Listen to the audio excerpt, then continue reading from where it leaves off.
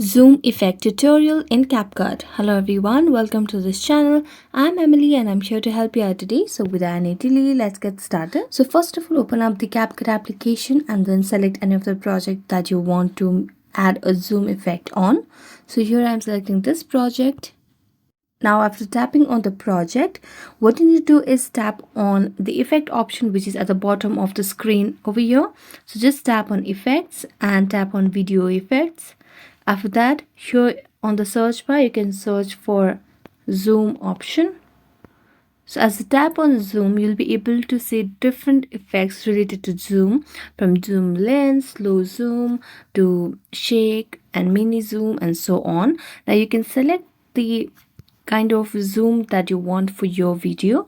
So here I'm going to select on zoom lens. Now as you tap on zoom lens,